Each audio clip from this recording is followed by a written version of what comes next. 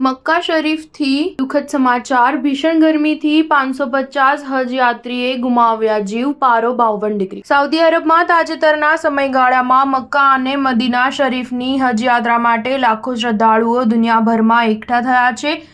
આ દરમિયાન ભીષણ ગરમીને કારણે હજ યાત્રીઓની હાલત દયનીય થઈ ગઈ છે। માહિતી અનુસાર મક્કા શરીફમાં આ દરમિયાન કુલ 550 જેટલા હજ યાત્રીઓ ભીષણ ગરમીને લીધે જ જીવ ગુમાવી ચૂક્યા હોવાનું સામે આવ્યું છે। સાઉદી અરબમાં હજ યાત્રા દરમિયાન જીવ ગુમાવનારા લોકોમાં સૌથી વધુ ઇજિપ્તના 323 લોકો સામેલ છે, જ્યારે અન્ય ઘણા દેશોના હજ યાત્રીઓ પણ તેમાં સામેલ છે।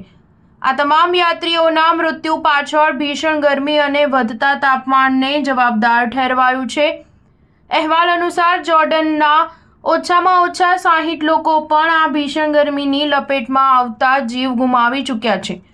આ પહેલા મંગળવારે અમ્માન દ્વારા સત્તાવાર રીતે 41 લોકોના મોતની જાણકારી અપાઈ હતી। જો કે લેટેસ્ટ આંકડા પ્રમાણે અનેક દેશો દ્વારા અત્યાર સુધી આપવામાં આવેલી કુલ મૃત્યુનો આંકડો 577ને વટાવી ગયો હોવાની જાણકારી છે, જ્યારે રાજદ્વારીઓ કહે છે કે મક્કા શરીફના સૌથી મોટા મરદાઘરમાંથી એક અલ મુઆઇસમમાં કુલ 550 મૃતદેહો પડ્યા હતા। સ્ટાર ન્યૂઝ 7 હંમેશા સચ્ચાઈની સાથે।